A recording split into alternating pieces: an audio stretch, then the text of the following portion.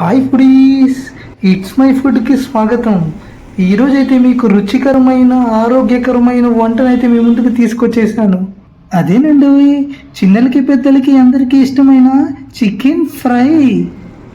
ముందుగా అయితే కోడిని బాగా కడుక్కొని నీళ్ళు బాగా పిండుకోవాలి. తరువాత ఉప్పు, పసుపు, కారం, ఆ పొడి, ఈ పొడి, గమేష్ పొడి అన్ని పొడులు వేసి బాగా గట్టిగా కలుపుకోవాలి. సంగటి కలిపినట్టుగా 3 రోజుల పాటు ఈ ఎండలో 3 రోజుల పాటు నీళ్ళలో నానబెట్టాలి.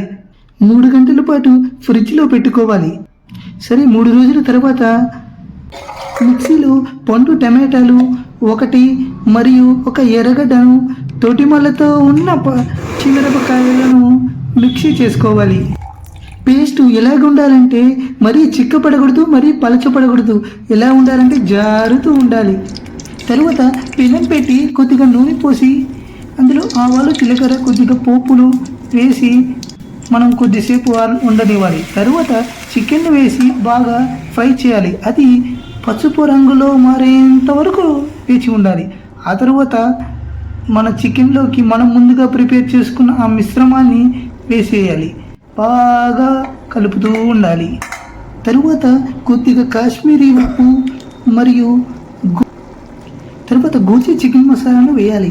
అదేవిధంగా నేను చెప్పిన విధంగా అదే కొలతలతో మీరు ప్రయత్నించినట్లయితే ది బెస్ట్ రెసిపీని అయితే మీరు అనుభూతి చెందుతారు. రెసిపీ మీకు నచ్చిందా?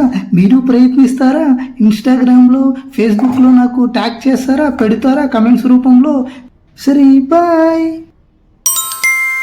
మరి టేస్ట్ ఎలా ఉందంటే మాత్రం అంతంత మాత్రమే.